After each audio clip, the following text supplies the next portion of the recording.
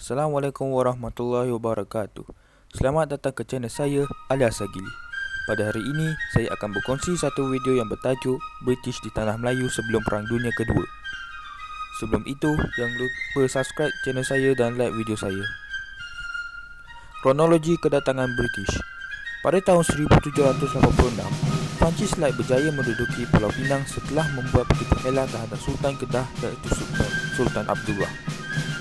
Pada tahun 1819, pertempatan British di Singapura dikirau setelah Stamford Raffles melakukan manipulasi dan perjanjian ke atas Kesultanan Johor Riau. Selepas itu, Belanda menyerahkan Melaka kepada British setelah menandatangani perjanjian London 1824. Pada tahun 1874 hingga 1895, British berjaya mengukuhkan kuasanya selepas melakukan perjanjian dengan pemerintah di Perak, Selangor, Pahang dan Negeri Sembilan. Seterusnya, negeri-negeri Melayu Utara berjaya dikuasai oleh British selepas peristiwa perjanjian Bangkok 1909. Pada tahun 1914, British berjaya menguasai Johor apabila Sultan Ibrahim menandatangani perjanjian dengan Gubernur negeri-negeri Selat. Faktor perluasan kuasa British. Antara faktor penting perluasan kuasa British ialah kedudukan tanah Melayu yang strategik, iaitu berada di antara laluan China dan India. Selain itu, tanah Melayu juga kaya dengan bahan mentah seperti biji timah dan emas. Dasar imperialisme kuasa barat di timur mula berubah berikutan berlakunya revolusi perindustrian di Eropah. Tanah Melayu juga berpotensi untuk menghalang kuasa barat lain, terutamanya Perancis, Jerman, Amerika Syarikat dan Rusia. British pula menggunakan slogan beban orang putih bagi menyebarkan pengaruh dan tamadun. Kesan imperialisme British. Dari sudut politik, pentadbiran British terbahagi kepada tiga, iaitu pertama, negeri-negeri Selat. Pentadbiran ini terdiri daripada gabungan Pulau Pinang, Singapura dan Melaka serta diletakkan di bawah kerajaan British di India pada tahun 1826 dan pejabat tanah jajahan London pada tahun 1867. Gubernur dilantik sebagai pemerintah tertinggi negeri-negeri Selat. Kedua, negeri-negeri Melayu Bersekutu, iaitu pentadbiran yang terdiri daripada gabungan negeri Perak, Selangor, Negeri Sembilan dan Pahang. Pusat pentadbiran ketika itu ialah Kuala Lumpur dan Residen Jeneral dilantik sebagai ketua pentadbiran.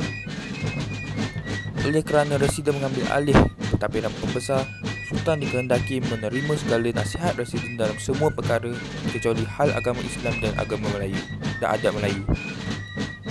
Ketiga, negeri-negeri Melayu tidak bersekutu, iaitu negeri daripada negeri Perlis, Kedah, Kelantan, Terengganu dan Johor yang ditadbir secara berasingan. Selain itu, sistem penasihat diperkenalkan di setiap negeri bagi menasihati Sultan dalam semua perkara kecuali hal agama Islam dan adat Melayu. Pentadbiran ini terletak di bawah kawalan Pesuruhjaya Tinggi negeri-negeri Melayu Bersekutu yang juga merupakan Gubernur negeri-negeri Selat. Walaupun terdapat penasihat British di setiap negeri, Sultan masih mempunyai kuasa dalam pentadbiran dan kedudukan pembesar turut dikekalkan meskipun tugasnya telah berubah. Dari sudut perundangan, undang-undang dari England iaitu Charter of Justice digunakan di negeri-negeri Selat. Majlis perundangan juga ditubuhkan bagi menggubal undang-undang. Bagi negeri-negeri Melayu Bersekutu, disebabkan terdapat undang-undang di negeri sendiri, British telah membentuk majlis negeri di negeri masing-masing. Pada tahun 1909, Majlis Mesyuarat Persekutuan ditubuhkan bagi tujuan penggubalan undang-undang. Bagi negeri-negeri Melayu tidak bersekutu pula, Majlis Mesyuarat Negeri ditubuhkan bagi memastikan Sultan dapat melicinkan pentadbiran kerajaan. Dari segi ekonomi moden diperkenalkan bagi meningkatkan modal, tanah, teknologi moden, buruh dan pengeluaran. Setelah mendapat kelulusan daripada Majlis Mesyuarat Persekutuan, British telah mewujudkan Akta Tanah Simpanan Melayu bagi melindungi kepentingan ekonomi British. British juga membawa masuk buruh dari China melalui sistem kontrak dan buruh dari India melalui sistem Kangani. Seterusnya, jabatan dan agensi kerajaan ditubuhkan seperti Jabatan Kerja Raya, pertanian, parit dan tali air, pos dan telegraf dan Jabatan Kereta Api Tanah Melayu. Syarikat perwakilan turut diwujudkan seperti Harrison and Crossfield, Guthrie and Company dan Sime Darby. Bagi melicinkan urusan kewangan, sistem perbankan, kewangan moden dan insurans diperkenalkan.